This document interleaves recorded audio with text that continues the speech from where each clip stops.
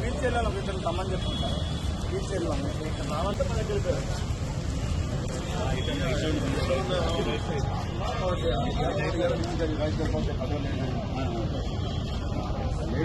తీసుకుంటా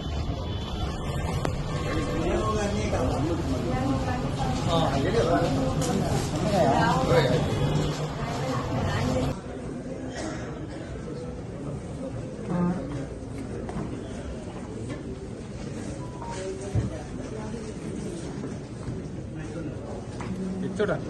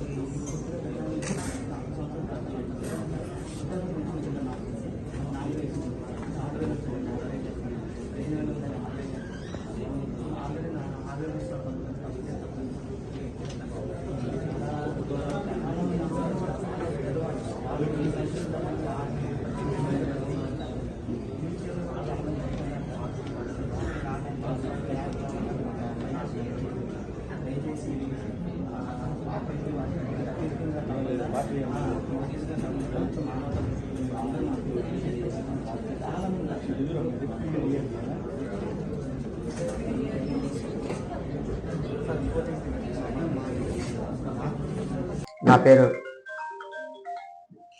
పులిపాటి దుర్గారెడ్డి. నేను వైఎస్ఆర్సీపీ పార్టీ రాష్ట్ర దివ్యాంగుల విభాగానికి అధ్యక్షుడిని. మరి ఈరోజు రాష్ట్ర వ్యాప్తంగా అన్ని జిల్లాల్లో మా అధ్యక్షుల వారి ఆదేశాంశ ప్రకారం ఏదైతే జిల్లా కలెక్టరేట్ ఆఫీస్లో ఈరోజు అందరం కూడా జిల్లా అధ్యక్షులు అందరూ కూడా వికలాంగులకి తొలగిస్తున్న పెన్షన్ల మీద ఒక మెమరాండం ఇవ్వటం జరిగింది.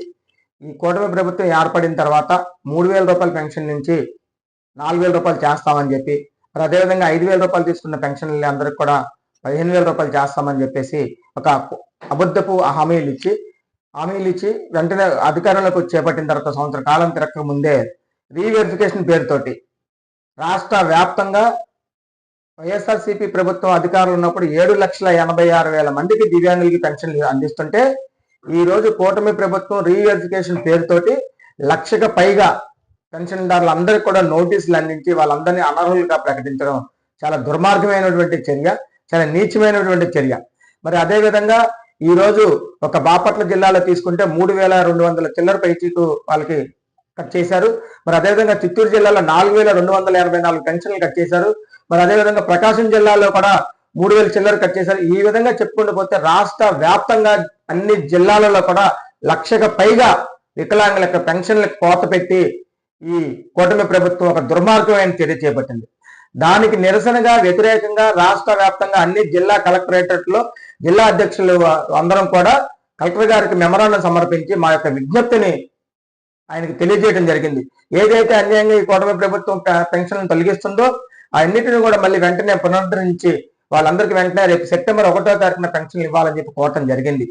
మరి ఆ విధంగా కూటమి ప్రభుత్వం చర్యలు కానీ తీసుకోకపోతే రేపు సెప్టెంబర్ 1వ తారీఖున యథావిధిగా గతంలో ఎట్లయితే పెన్షన్లు అందించారో ఆ విధంగా పెన్షన్లు అందకపోతే కనుక రాష్ట్ర వ్యాప్తంగా ఈ ఉద్యమాన్ని తీవ్రతరం చేసి ఈ కూటమి ప్రభుత్వం ఒక మూసుకుపోయిన కళ్ళును తెరిపించే విధంగా ఈ దుర్మార్గుల యొక్క పాలనలకి వాళ్ళు కళ్ళు మూసుకుపోతే ఆ కళ్ళు తెరిపించే విధంగా వైఎస్ఆర్సీపీ పార్టీ తరఫున ప్రతి నాయకులు ప్రతి కార్యకర్త కూడా ఈ వికలాంగులకు న్యాయం చేసే విధంగా కార్యక్రమంలో పాల్గొంటారని, అదేవిధంగా ఒక రాష్ట్ర అధ్యక్షుడిగా నేను చెప్తున్నాను, ఏ విధంగా అయినా సరే దివ్యాంగులకి ఎక్కడ ఏ అన్యాయం జరిగినా కూడా ఆ అన్యాయానికి ఎదుర్కొనడానికి రాష్ట్ర అధ్యక్షుడిగా నేను ముందుంటాను.